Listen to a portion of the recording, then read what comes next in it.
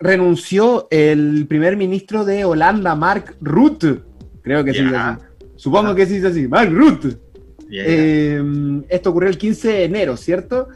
Esto, ¿por qué incluimos esto en la pauta? Porque va acompañado con una pregunta final que quiero instalar aquí y que la conversemos, pero para entender lo que ocurrió en Holanda hay que entender un poco ciertos antecedentes que se proyectan desde el año 2010, porque en Europa puntualmente, bueno, y en Holanda como parte de Europa, desde el año 2008, no sé si te acuerdas que fue el desplome de la bolsa de Wall Street a través de la burbuja inmobiliaria, el Big Short, que se llamó, lo cual afectó obviamente a las economías europeas y las dejó bastante resentidas hasta incluso el 2010.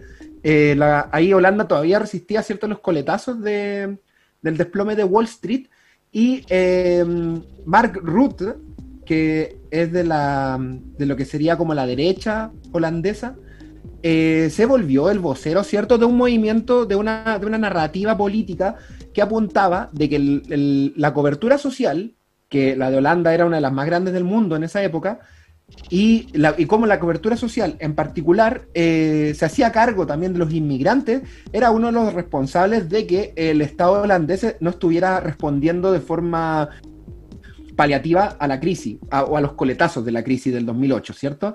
Entonces, con esta narrativa en juego, en marcha, Rutte empezó a ganar cancha política y finalmente salió elegido primer ministro no una, sino dos veces, porque por algo seguía hasta este año.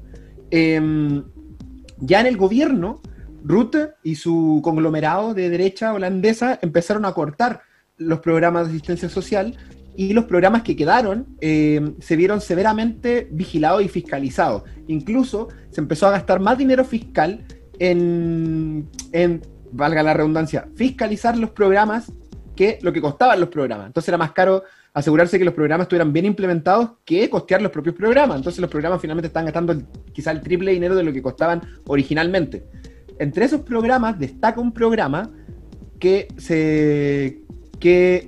estipulaba que el gobierno holandés le pagaba el 50% de la matrícula a las familias que mandaban a sus hijos a la guardería y por consecuencia podían trabajar, ¿cachai? Entonces con ese gasto cubierto, el pueblo holandés pudo trabajar mucho, y en Holanda hasta hace poco existía lo que se dice pleno empleo, que es decir, que tú levantas una piedra y hay trabajo, pues, que de verdad el que no quiere trabajar el que no trabaja es porque no quiere trabajar, porque trabajo hay.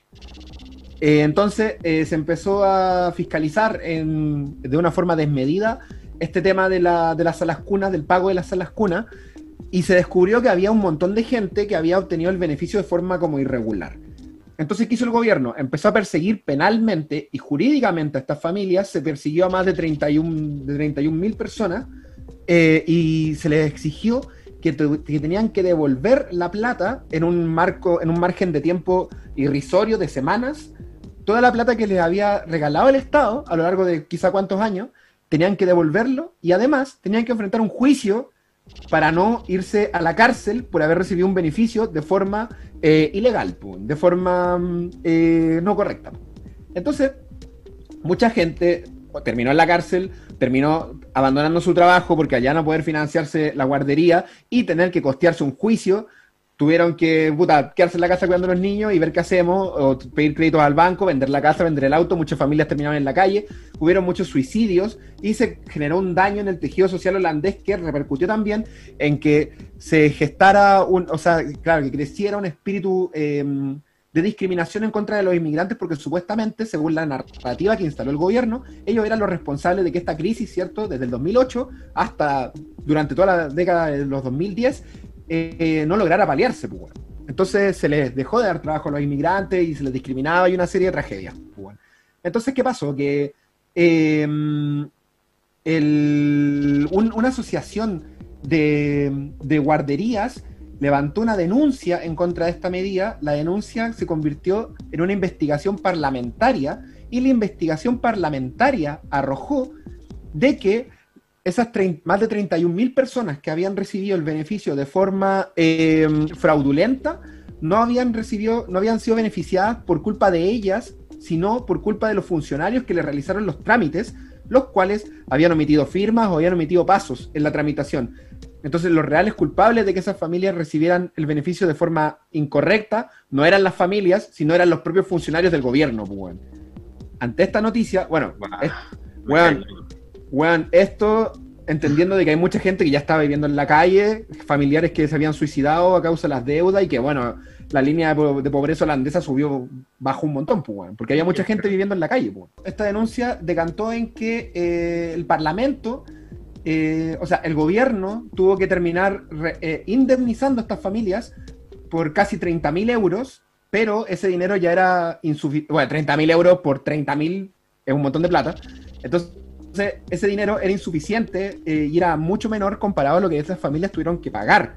Sí, y lo que se descubrió, weón, que era más grave, es que todas las familias que fueron afectadas por esta medida del gobierno eran familias de origen africano y de origen turco, weón. Entonces, existía una evidente persecución racial ejercida por el Estado holandés en contra de su población, pues, weón. Entonces, ¿esto en qué decantó? En que el primer ministro pidiera la renuncia de todos los funcionarios que habían estado involucrados en el caso. La gente no se contentó con esto y la oposición del gobierno llevó el caso al Senado, al Congreso Europeo, weón. Y ahora Holanda está enfrentando un juicio europeo que puede endeudar severamente al país porque la oposición está ayudando a la gente afectada en demandas en contra del Estado holandés que pueden resultar en indemnizaciones millonarias, weón, y que pueden dañar el fisco holandés de forma severa, weón. Wow. Weón. Entonces, un país, weón. Exactamente. Y a raíz de esto, el primer ministro que hace pide la renuncia de todo su gabinete. O sea, no, lo renuncia a todo su gabinete. Pero la población no se contenta y termina renunciando él mismo. Y mi pregunta es, ¿existe algún país en el que la derecha no haga una weá tan mala, weón? En el que la derecha como que sea buena, que no tenga esta weá racista, persecuciones, gente en la calle, enviando gente a dormir a comer piedras, weón. ¿Existe un país en el que la derecha haga las cosas bien, weón? Y que podamos decir, weón, sí, estas cosas hay que imitarlas, weón. Pareciera que no, yo no sé, no tengo una respuesta de ejemplo.